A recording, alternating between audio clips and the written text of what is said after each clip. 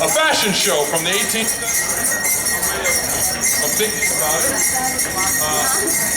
Can you hear me? Is this working? Yeah. So, we're here to celebrate the history that is otherwise not very well known here in Detroit. And it's funny because that's where the name of the city comes from, Le Détroit, which means the Strait.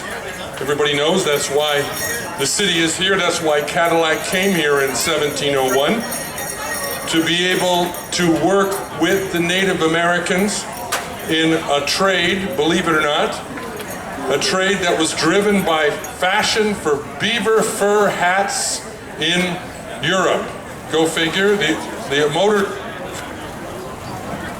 The Motor City was founded because of a fashion trend, but it was quite profitable, and that was the whole point of Cadillac working with the Odawa, the Potawatomi, and the Hurons, and others right here at the Strait. So this is why we're here. This is why we're here today with celebrating French and Native American history and culture. And so the next group we have here is an airplane flying over. The next group has nothing to do with airplanes, but has everything to do with 17th and early 19th century reenactment and clothes, etc. So what I'd like to do is pass this on. As you probably noticed, we have reenactors set up with their little encampments and stands over here.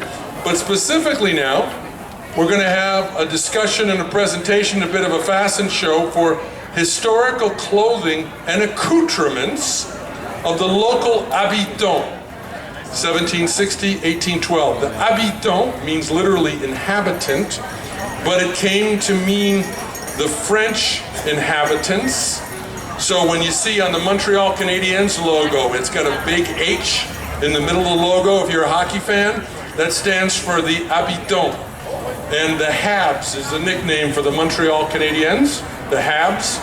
I used to live in Montreal, so I know that. So I'm going to pass this on now, and let's hope the mic works well. If you talk directly in this direction. Ralph Naveau is descended from one of these best-known families, and I'll let him explain his background himself. Ralph? Merci beaucoup. Welcome to our fashion show. We're going to go back a couple hundred years here, or more, and show you what the people living along the River Raisin and the River Detroit would have dressed like. You mentioned that I am a descendant of some of the early families here. Everybody kind of assumes that when after Cadillac left, the French went with him, but actually the families are all still here, and we represent those people. We have three groups, in fact, lined up here. The earliest settlers from the 1750s are on my left, your right. Those are members of Bellettre's company, Compagnie Franche de la Marine. We have one member behind me, directly behind me, and he's a member of La Milice de Détroit of the Revolutionary War period. So that's another 20-25 years later. And then on my right are members of La Compagnie La Croix of Michigan Volunteers of the War of 1812. So they're another, my math is failing me here, but maybe 50 years beyond that. And we're going to start with the semi-dressed lady here, Paula, and she can talk to you some of the fashion of the 1750s. Hi, my name is Paula. Kelly's going to hold the mic so I can talk while I get dressed. So I'm in about a state of half dress right now because I wanted you to be able to see kind of from the inside out what I'm wearing. My white garment is called a chemise, and that's a foundation garment that every woman would wear under everything and probably sleep in it as well. So it would be a day garment, a nighttime garment, and if I was very lucky, I might have two, so I could have one on while I was washing the other one. If I only have one, I could probably wash it while it was on my body. Over top of my chemise, the chemise would be made of linen. Most of all, what I'm wearing would be linen or wool. Over top of my chemise, whoops, there we go. I have stays. Now these stays are, the analogy would be to a modern day brassiere. The stays would be stiffened with whalebone. Mine are fully boned. They hold me in, they're pretty stiff. And despite what you might see in movies or the Renaissance Fair, these were never worn as an outer garment, no matter how pretty they were. Mine are pretty plain. Kelly's, you'll see in a moment, are fancier, but they're not worn on the outside. It would be like walking around in your underwear. So if you see someone walking around like that, you don't have to say anything, but you know in your head, probably not correct. Right? Over my stays, yeah, I'll talk about that in a moment. Over my stays, I'm going to put my pocket, which is literally a pocket where I would keep my personal gear. It's going to button on like this. I'm going to do it quickly. The sides of my petticoats actually have slits, so this could actually be underneath my petticoat. I hope you guys can see if you're in the back. So this would be underneath, and I can access it through the slit in the side. Now I'm going to put on my second petticoat. Give me a second.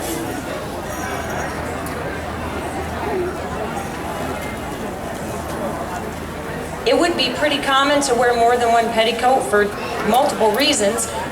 Practical reasons like weather, coldness, or if you're traveling, it's easier to just wear all of them instead of packing one.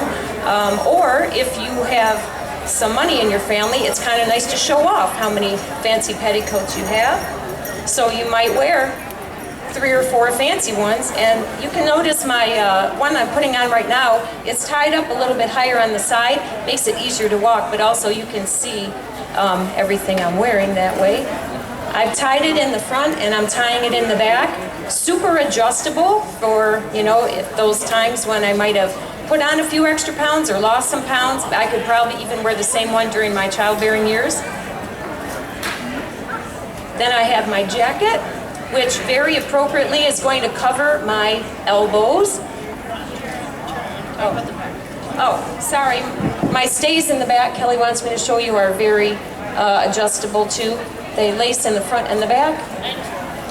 Paula is tiny, but typically they actually have a space back here, which I think mine have a smaller space, but typically you would have a 2-inch space in there, and that was adjusted through the time because you only had one of these. They're very, very expensive back then. Time consuming to make. Still. Yes. Also, even though, before I put my jacket on, even though I'm going to be very modest in covering my elbows, covering my knees and ankles, covering my head, I could show as much bosom as I want to. Cleavage, very normal to see, especially, again, during childbearing years. These were utilitarian, and I might need to access them every couple of hours. So, Only for babies, not for men. yeah. Bosoms we can show, elbows, head, no. So an appropriate jacket would cover my elbows. And the cap that I have on, of course, I would wear all the time. Kelly's cap is a little smaller than mine. Pannier. And both of our hairstyles, you notice, are neatly tied up. Only women of very loose morals or questionable character, or maybe working girls, would have worn their hair down past adolescence. Young ladies could wear it down kind of flowy, but again, it's kind of a modesty issue that even has biblical roots, so you would not be wearing your hair all down. I'm probably a little old for my pannier, but I like it.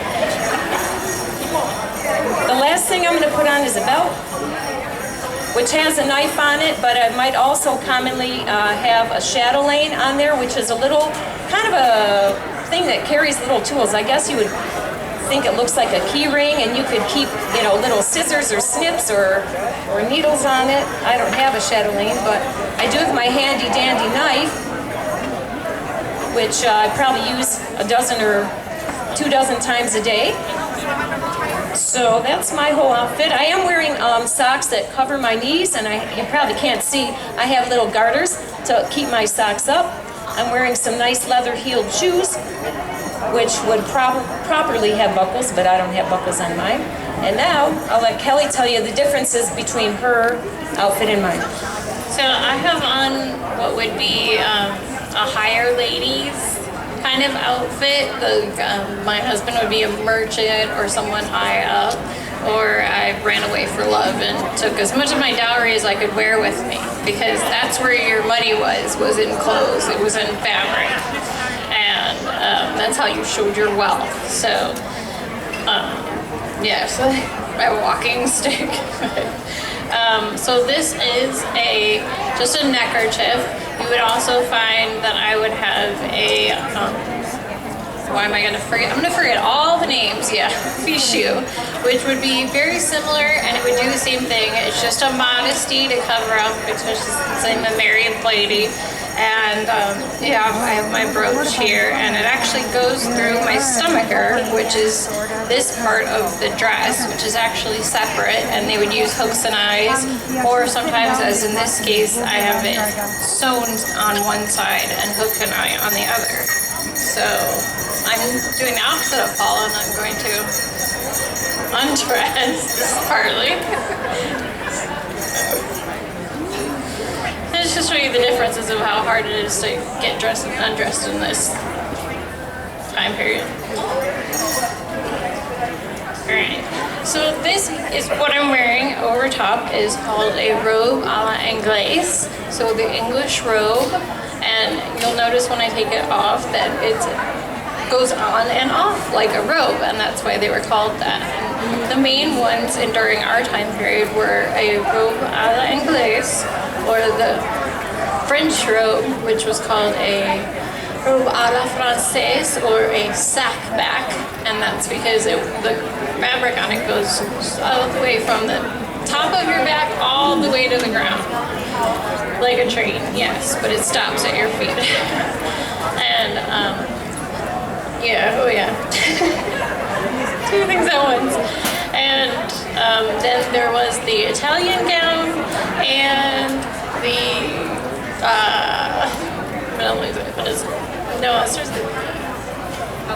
Polonaise, yeah, the Polonaise gown. I'm not an expert on those at all. So, and so you see this comes out just like it, and it covers my elbows, and I have my chemise on underneath, so my elbows are still covered.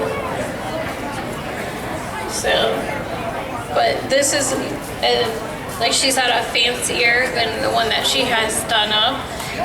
But still, I would never show it. You know, it's only fancy for my husband. You know, just like we have, you know, today, but a lot less material and work go into the ones to today, or at least a lot less material. I've never made one, so you'd see on these gowns. These flounces are actually just cotton, they're not lace. They could be lace if I was a higher society lady, but they're actually made to easily detach, so that you could throw these in the wash and wash these with the rest of your clothes, but you still had your gown on. And so, yep, I think that's Oh good, I wasn't sure how far you were going to go on this. Could we have the other,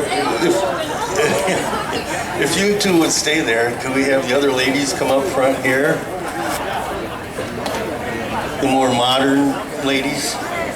And I don't know, can you maybe say a couple things about the difference in the clothing between grandma's over here and yours? Well, number one, they're wearing way more clothing than we are. We are wearing chemises under our clothes, but our chemises are shorter sleeve or sleeveless. We do have stays on, but our stays can be full-waisted or they can be very short. It's the modern brassiere. They're very, very short is what they're wearing. I can't undress because we're dressed in one-piece dresses. This is called the Empire style. You will see that it comes up right under our bosoms. And again, you could push as much out, but you had to be covered everywhere else. A little silly. Except I can take my cap off, and I do not have to have my head covered at this point in time. It's actually pinned on, but we could literally walk around with our hair uncovered. You notice that she's got a little more stylish on than I do. She wants to show off her wealth a little more than mine. I today literally thought of what the weather was going to be like, so I dressed as cool and as comfortable as I possibly could. What I have on, like I said, is a dress. This is called an overdress. She has one on too. It's a very lightweight one.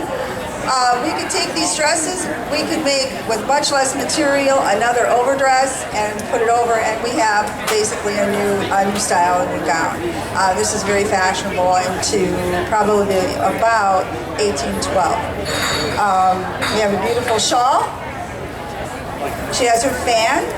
And I have a basket. I'm actually more going to market than I'm going out for a fashionable stroll or to mass. She has her reticule in her hand.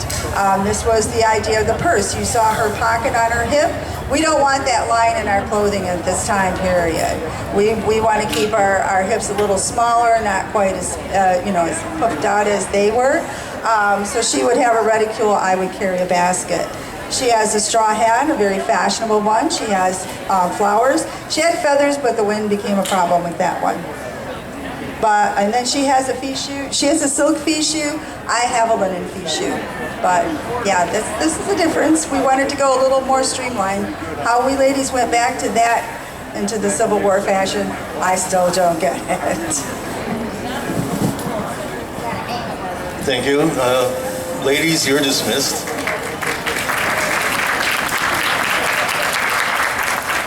And if we can get our 1750 person out here. John is dressed in the company Franche de la Marine uniform. I'll let him talk a little bit about that in a minute, but I also want to just point out what the other troops are wearing. Our next soldier is really a militiaman, Detroit, 1770s, if you want to step up.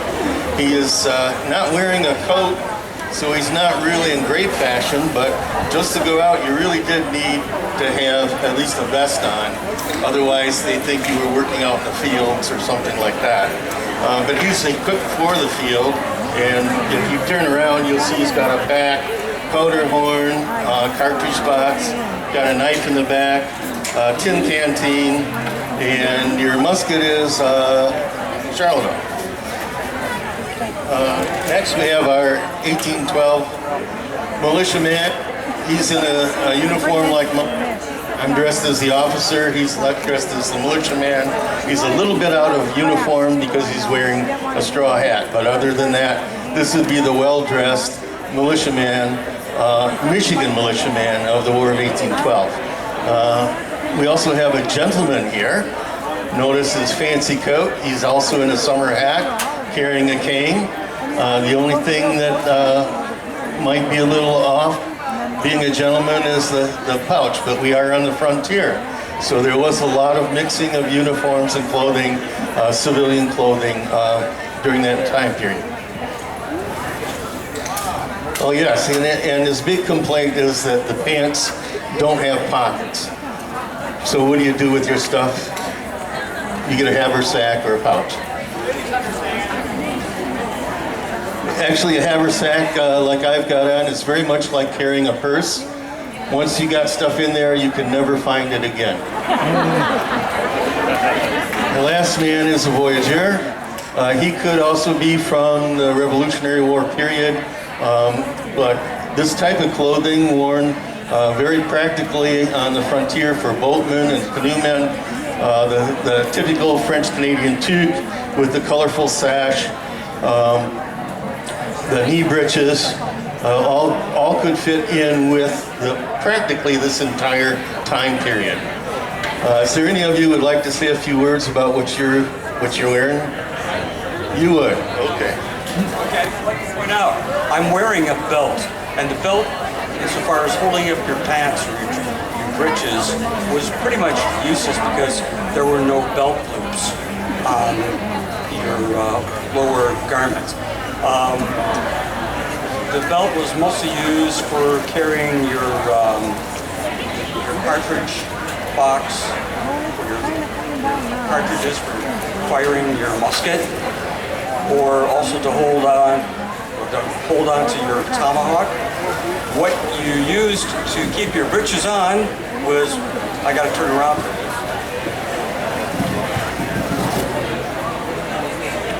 You'll see some lace back here, all right, with 4 eyelets, and this is called a gusset, this little piece of material. And what you had to do is tighten your gusset in order to keep your breeches on.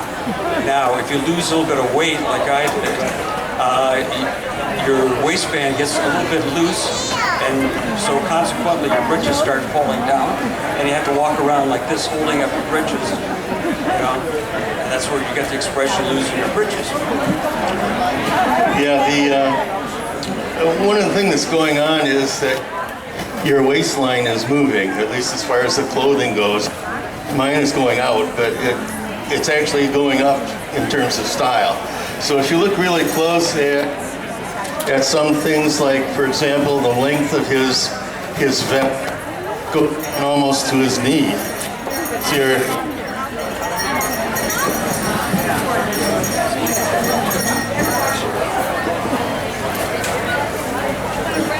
all right, I told him we're running out of time, but very quickly you'll notice his vest is a little bit higher, and when you get to the War of 1812, you are up to your waist. So I think in order to give the other groups time to get on here, we'll have to cut it at this point. But please, if you have any questions about clothing, equipment, or way of life, please stop by some of our camps out here, and we'll be happy to talk to you. Thank you very much. Merci beaucoup.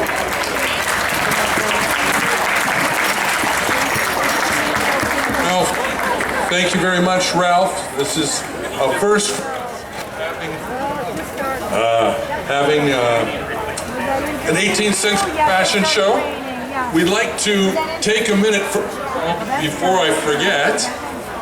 The basket raffle is in the back, organized by Kathy Robinson.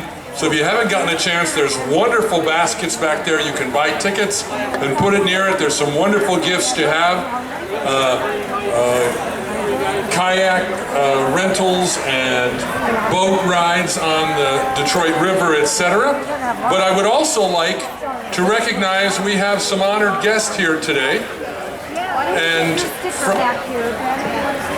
from 2 of our French-speaking countries, one nearby and one across the ocean. So first I'd like to introduce from the one nearby, Daniel Tremblay, who's from the Canadian Consulate of Canada. Of course, Canadian Consulate of Detroit. Bonjour, bonjour. Quelques mots, Daniel. Bonjour, bon après-midi, bienvenue. Okay. It's a pleasure for me to be here today. We were very pleased to be supporting the event, and the only thing I can say is that congratulations to be able to come in such great numbers. It's a very nice organization as well, and I wish you every success and a lot of pleasure today. Merci Daniel, et je sais que il y a des gens, there's people here whose family are connected to the Tremblays, but it's not surprising because Tremblay is the single most common French name in all of Canada, and it goes back, if they had lots of boys in the first generations of the French arriving in Quebec, then they became extremely common names in Canada, even if the name is not very common at all in France. So when you lived in both places like I have, you recognize, oh, that's a Canadian French name, and if you come across it in France, it's kind of unusual. Speaking of France, I'd like to just recognize here, we have the consul honoraire, the honorary consul for la République Française, for the French Republic, Jean Malbé-Vaqueur, and he's been here for a long time, so he's really a Detroit guy at heart, but I'll let him say a few words. Jean? Reenactor is not like Tremblay, it's a very rare name. It's coming from a place named Vaquer, which is near another place named Bellac. And Bellac is a place where La Fontaine wrote several of his fables. In fact, in the house of my family. So my name is Jean Vaquer. I came here 40 years ago, and I have come to that event every time since it was created. Really, each time I'm very proud to see that people are careful about their heritage, and I'm very happy that you could come and enjoy yourself, enjoy the French culture, and France has remained over the years among many accidents of history, one the oldest allies of the United States. So I'm very happy to be here with you. Merci Jean.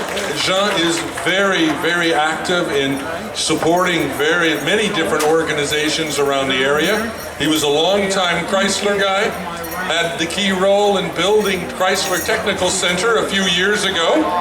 We won't age ourselves, but he's been around automotive in Detroit even longer than I have, which is a long time. So we'll be bringing out back Spear for their second set in a bit. Wanted just to give you a little background here for those of you who haven't been here before, and even if you have, we like to call, and it's true, the Saint-Anne de Détroit is the last and only surviving French monument, French landmark here in Detroit or even in southeast Michigan. It was built in the 1880s by the French Parish, which had been downtown. So it was down at the French Parish was down. The original one was started by Cadillac and Company when they built their first chapel and arriving in 1701. And they had a number of churches over the years, but being wooden churches and often having candles inside meant that these churches burned pretty often. So there were 5 or 6 different churches until finally in 1818, more than 100 years after Cadillac arrived. You ready? I'm on my way to go get it. Great, thanks. So they built this beautiful stone church, the first one in stone, and it was down on Larned, down in the center of town in 1818. And this was a time when French was the dominant language in Detroit. And French remained the dominant language until about 1840. The big difference was only when the Erie Canal opened up in the mid-1820s did it make it very easy for immigrants coming from Europe, like my people from Ireland and Germany, to come across the Great Lakes, and they began to outnumber the French here. So French was the predominant language, the main language in Detroit from its founding in 1701 until about 1840. So they built the stone church in 1818, the cornerstone was laid. If you flash ahead to the 1880s, French was now a minority language, but the community was still strong, it was just outnumbered. The building was old, and it hadn't aged well, and the land it was sitting on downtown was extremely valuable. But the church was too small.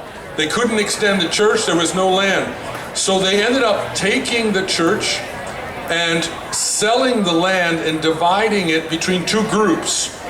One group wanted to go east towards Grosse Pointe, and it was out near where the DeQuinder Cut is today, not too far from there. The larger group came west here. They kept the name St. Anne's. The other one was St. Joachim. So the grandmother of Christ, Jesus, and Joachim was the grandfather of Jesus. So St. Anne came here, and with the money they had from selling this land, they built this fabulous, beautiful church and 4 other buildings a rectory, a parish hall, a convent, and a school. And the school is just fabulous. It's if you get a chance, get inside of it. You can use the restrooms inside there if you want. It's really a great place. But I have to think that when they were building this in the 1880s, they were already a minority, and they must have seen their assimilation on the horizon. Okay? So I believe, my guess is, and this is only my speculation, that building this wonderful complex was making a statement.